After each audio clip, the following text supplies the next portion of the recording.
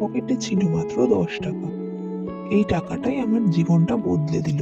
তো চলো বন্ধুরা, আজকে শুরু করি গল্পটা। ছোট্ট গ্রাম, নাম শান্তিপুর। এই শান্তিপুরে সকলেই, কেউ কৃষক, কেউ চাষি, কেউ বা দিনমজুর। তো চলো, এই গ্রামেই আজকাল এখন দেখি একটা পরিবারকে। তার নাম মধু। সে হলো চাষি এবং সে খুবই দরিদ্র। তার ঘরে আছে তার স্ত্রী অসুস্থ এবং ছেলে। সে তার মাকে দেখাশোনা করার জন্য সে ঠিক মতো পড়াশোনাও করতে পারে না। এবং মধু চাষবাস করেও তেমন খুব একটা লাভও হয় না। তো একদিন এরকমই চাষ করে সে কিছুটা জমি বিক্রি করে বাড়ি এসে গুনে দেখে তার কাছে মাত্র 10 টাকাই রয়েছে। তখন সে কি করবে না ভেবে ভেবে সে তখন ভাবতে থাকে, এই 10 টাকা দিয়ে খাবো না সংসার চালাবো। ভাবতে ভাবতে একটা দোকানে, খাবারের দোকানে এসে পৌঁছায় এবং ভাবে সে কি করবে, এই 10 টাকাটা দিয়ে সে খাবে না সংসার চালাবে। সেই সময় একটা ব্যবসায়ী সেখান থেকে ছুটে চলে যায় এবং মধু সেখানে দাঁড়িয়ে দাঁড়িয়ে চুপচাপ দেখতে থাকে। দেখে তার মানিব্যাগটা পড়ে গেছে। তখন সে যায় এবং মানিব্যাগটার কাছে যায় এবং সেটাকে খুলে দেখে যে সেখানে অনেক কাগজ এবং অনেক টাকা পয়সা রয়েছে। তার মনের ভেতর তখন একটা যুদ্ধ শুরু হয়। সে কি করবে কোনো কিছুই ভেবে পায় না।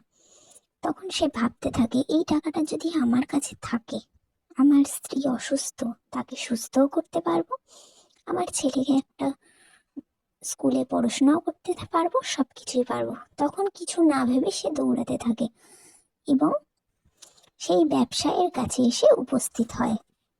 তখন ব্যবসায়ী বলতে থাকে, আজকাল তো এরকম ব্যবসায় পাওয়াই যায় না। তুমি টাকাটা তোমার কাছে রাখতে পারতে, তোমার যা সুবিধা মতো তুমি মেটাতে পারতে। তখন মধু বলল, আমার খুব টাকার প্রয়োজন। আমার বাড়িতে আমার স্ত্রী অসুস্থ এবং আমার ছেলেকে পড়াশোনা করাতে পারি না, কিন্তু আমি তাও এই টাকাটা নিতে পারলাম না। তখন সে বলল, আজ থেকে তোমার ঘরের সমস্ত দায়িত্ব আমার। তুমি এই টাকাটা রাখো, তোমার স্ত্রী এবং যারা তোমার যা অসুবিধা আছে তুমি মেটাও। এরপর একটা মধুকে দোকানের কাজে কথা বলে দিল এবং মধু বলে, আপনি যে আপনাকে কি বলে ধন্যবাদ দেবো। এরপর থেকে মধু একটা নতুন জীবনে পা রাখলো এবং তার আর কোনো অসুবিধা রইল না। মাসের শেষে একটা মোটা মাইনে সে পেতে পারলো এবং একদিন মধু তার ছেলেকে নিয়ে একটা স্কুলের সামনে নিয়ে আসলো। বাবা, তুই খুব ভালো করে পড়াশোনা কর, অনেক বড় হ, আর মানুষের মনে তো মানুষ হও।